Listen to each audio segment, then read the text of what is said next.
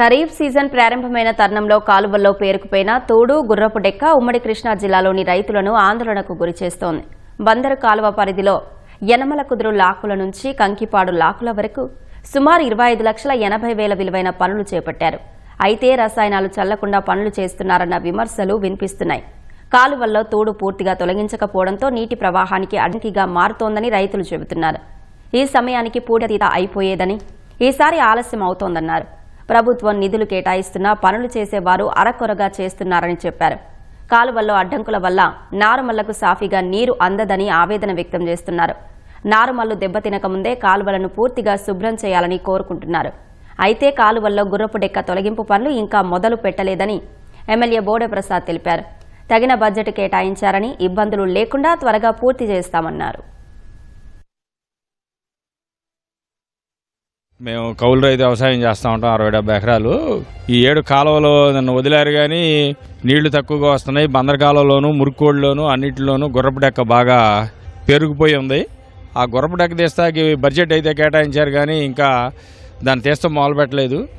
సాధ్యమైనంత తొందరగా గుర్రపు డెక్క దిగిపోతే ఈ ఏడు అసలే వర్షాలు లేక ఇబ్బంది పడుతున్నాం. దానికి తోడు ఈ గుర్రపు డెక్క ఇవన్నీ ఉండడంతో నీళ్లు రాకపోతే సకాలంలో వ్యవసాయం చేసుకునే అవకాశం ఉండదు.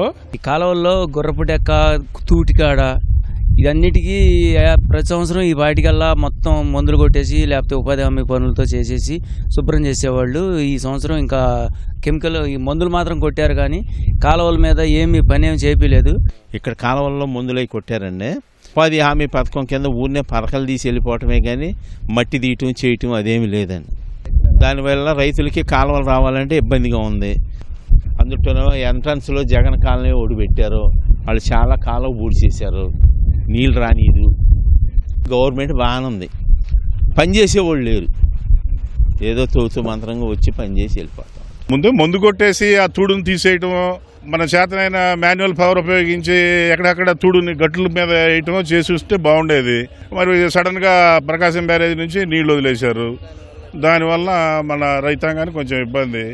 మాకు ఇరిగేషన్ కింద లాస్ట్ ఇయర్ తవ్వాం కాలువలు, ఇవాళ తవ్వాం. రవేస్ కాలువ నుంచి దాదాపు 22 కిలోమీటర్లు వేంపాడు ఛానల్లో కొయ్యగూరపాడు, మామిడిమాక మొత్తం కూడా తవ్వడం జరిగింది. ఇక్కడ మురుగు డ్రైన్లు ఉన్నాయి చూసారా, వన్నేరు బడమేర అవి ఉన్నాయండి. అవి కూడా గండ్లు పూడ్చి అన్ని చేశారు మ్యాక్సిమం. ఈ తోటి కాడ ఏంటంటే డ్రోన్లతో కూడా మందు కొట్టారు. ఇరిగేషన్కి అయితే ఇబ్బంది లేదు. ఇప్పుడు నారుమళ్ళకి కాలువలు వదలటం జరిగింది.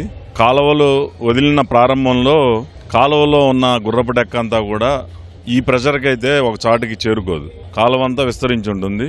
ఏదైతే ఫుల్ ఫ్లెడ్జెడ్గా పంటకి నీరు అందిస్తారో అప్పుడు ఆ ఫోర్స్ మీద గుర్రపు డెక్క అంతా కూడా వంతెనల దగ్గర చిక్కుకోవడం జరుగుద్ది. అప్పుడు దానికి తగిన బడ్జెట్ కూడా కేటాయించడం జరిగింది. ఆ బడ్జెట్తో ఎక్కడ ఇబ్బందులు లేకుండా తొలగిస్తూ ఉంటాం.